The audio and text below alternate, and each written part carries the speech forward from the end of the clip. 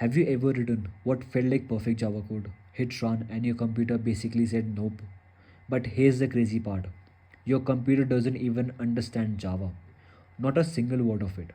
So, how does your Java code turn into something your machine can actually run? That's where translators come in. And once you understand this, Java and programming in general will suddenly make 10 times more sense. Let me guess. You started learning Java. You typed system.out.print hello world.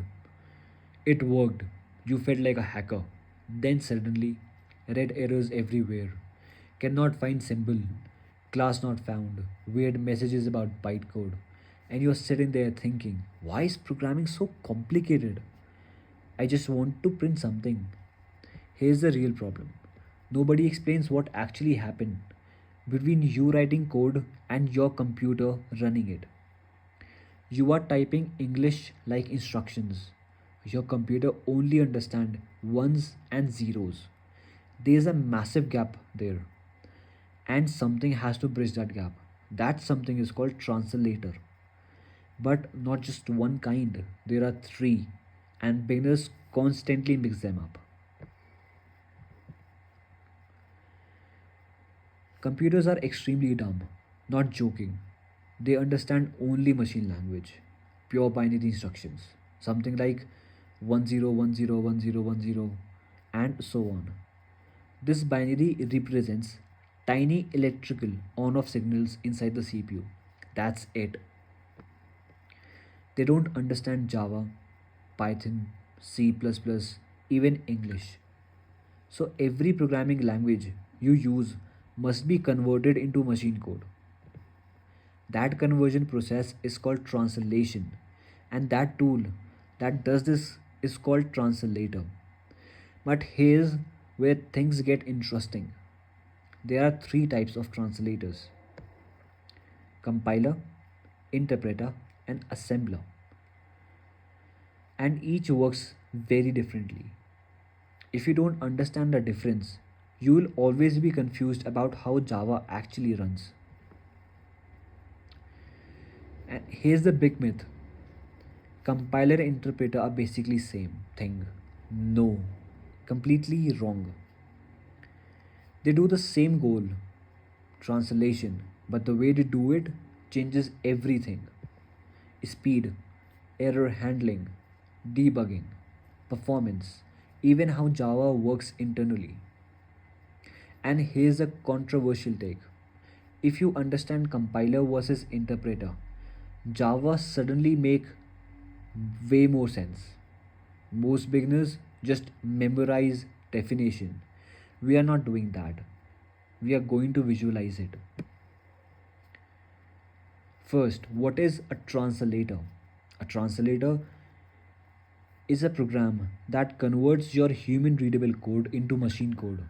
Think of it like a Google Translate. You speak English, your computer speaks binary. The translator sits in the middle. Now let's break the types down. What is a compiler? A compiler translates your entire program at once. Imagine this, you write a 500 line Java file. You hit compile. The compiler checks the entire file, converts everything into machine level code, gives you error all at once. If there's even one error, boom, no output. Real world example, C and C++ use pure compilers. In Java, the Java C tool acts as a compiler. It converts your .java file into .class file, that is your bytecode. But wait, Java doesn't stop there. And this is where things get spicy. If a Java compiles your code, why does it still feels interpreted sometime? Hold your thought, okay? Now, what is an interpreter? An interpreter translates and executes your code line by line. It reads one line, executes it, then moves to the next. If there is an error on line 50, it stops right there. Everything before it ran, everything after it doesn't. Languages like Python use interpreters.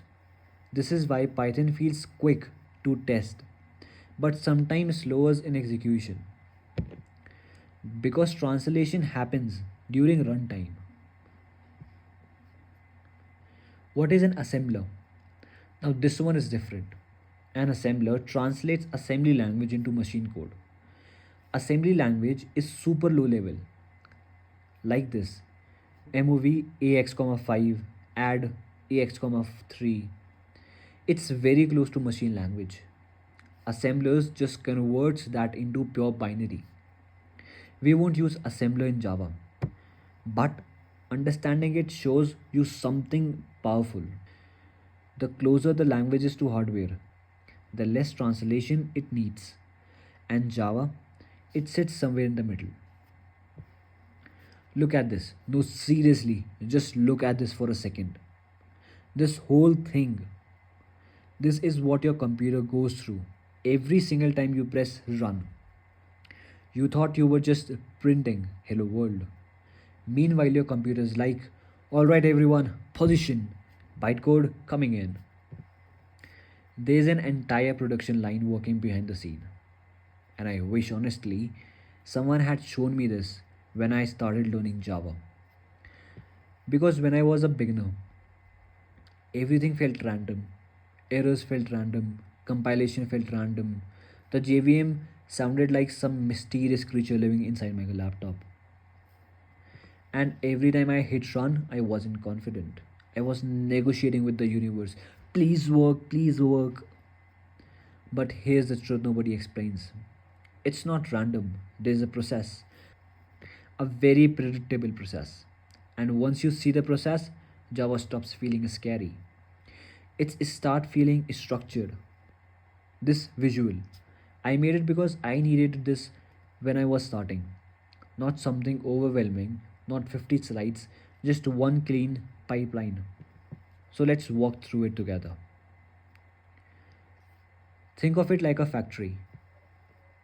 You write the raw material, myprogram.java. The compiler, that is Java C, shapes it into something structured, myprogram.class, that is the bytecode.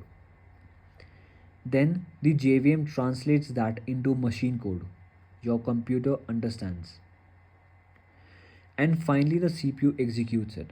That's it. That's right there. Is the entire Java execution story. No magic, no chaos, just stages. And if this makes Java feel even 10% less scary, tell me in the comments. Because that means we are making progress. And we are doing this together. So, Java is a hybrid. It compiles first, then the JVM runs it. That's why it works on any machine with a JVM installed.